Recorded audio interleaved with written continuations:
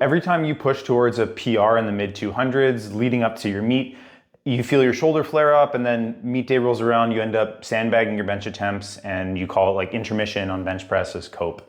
And the last 6 months have basically been this cycle of you pulling things back, focusing on your technique to make sure you're not rolling your shoulders or doing anything that's going to be injurious.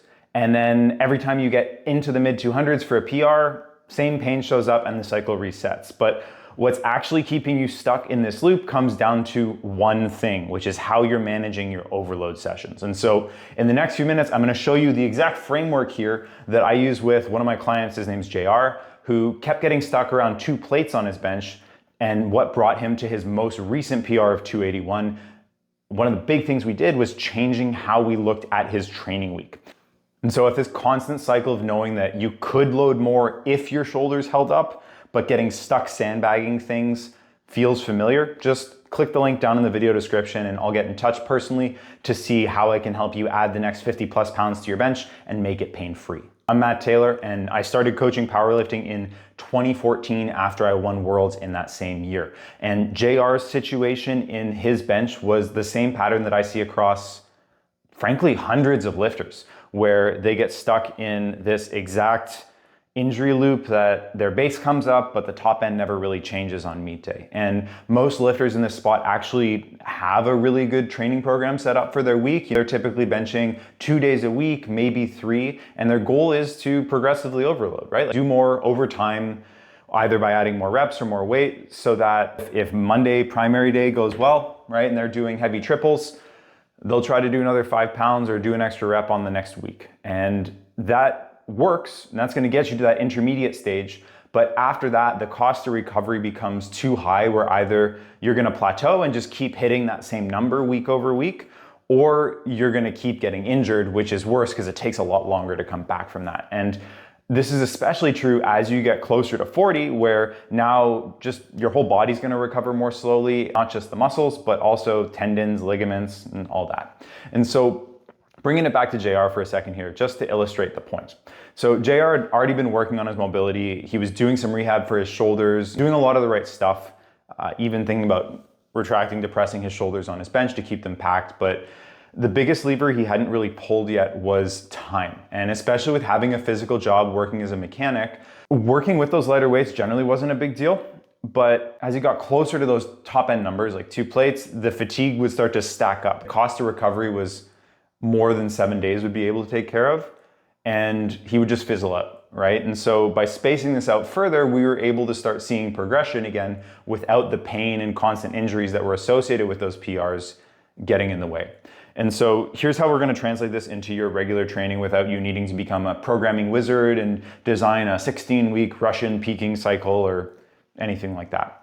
So let's paint a picture here and just talk about what a training week actually looks like in the first place for you right now. So let's just say right now, you're gonna work up to a top triple, and then you're gonna drop 10%. Let's just change that. Let's say minus 10%, right? So 10% load drop for 4 triples, right? That's a pretty standard primary day. You might go do some extra chest or tricep work after that. And then you're gonna have a secondary day because you know that you shouldn't be going heavy on every session. And so you're gonna go program this as something a little lighter. And so you might go hit some reps for some lighter weights. And let's just say you do a 5x5 here, so a more volume focused day. And you might do that 80% of what your top triple was. So you have like a load drop for your back downs here, and then you've got a 20% load drop for your 5x5 later in the week. This could be like a Monday, Thursday kind of setup. And then the next week you go in and you're gonna say, okay, well, add another 5 pounds to this. So if I hit 205, I'm gonna try to take 210, right? So all we need to do at this point to manipulate the time is say, this happens not every week, but this is gonna happen every other week when we're trying to push for PRs. And so our week 1 might look like this, but we're now gonna space things out. And if we go and just say, hey, I'm not gonna bench at all this week, well, we're gonna backslide, we're gonna detrain. That's not very good for progression. And so we need to basically have like progression weeks and recovery focused weeks. And so here, we're gonna have like our session and we have our medium session. Our medium session is gonna stay the same, but we're gonna add just a little bit of weight. So instead of doing it 80% of our top triple, we're gonna work up to 83%. So a little bit of a progression there, just so it's not completely static. and we can build our base a little more with the recovery work, which isn't as stressful in the first place. But all we're gonna do on this primary day is, instead of taking another primary day, we're actually gonna add in a medium session. All this looks like is not having the peak intensity and just having a little bit more recovery built in. And so instead of 4 triples at 90% plus a top set, what we're gonna do is we're gonna skip the top set and we're gonna say 5 sets of 3, which is the same as what we had up here, but we're gonna do it at 85% of our top set. So everything is a little bit lighter than this session. And the goal here is just maintenance. We're getting an amount of volume that we know tends to move us forward, but without those peak intensities.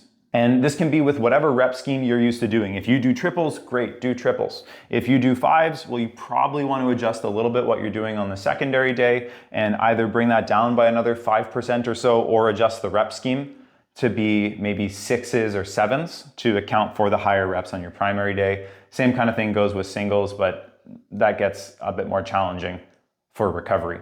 And then after all this, you just simply restart at week 1. So like week 1, week 2, rinse, repeat, hit a new triple with a progression, so plus 5 pounds. And then your next 3 sessions are based on that. Week 5, again, we start up here, maybe another 5 pounds, boop, boop, 7, and so on.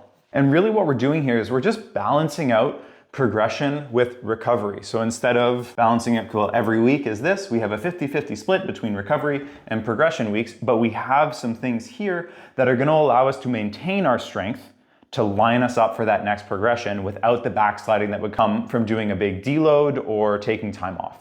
And when we do this, it gives us time to just adapt a little longer. 5 pounds every other week might seem slower, but when you don't have the setbacks associated with that, it's actually a faster progression over 8, 10, 12 weeks than pushing forward and then boom, big setback, and you're spending 8 weeks getting the shoulder healthy again. And on top of that, you get to show up feeling healthier and healthier and more confident because you get more exposures with benching without your shoulders feeling banged up. And this is really the big difference as you progress from intermediate into advanced, is knowing what's going to build your base and knowing what's going to test it and wear you down. And so again, if you've been running through this same cycle of building and things feeling like they're getting better, but then as you get close to the top end, you have to pull back because you're just too beat up, and then rebuilding and repeating that loop, just click the link down in the video description and I'll personally reach out to see what's going on with your training and help you hit that next pain-free bench PR on meet day.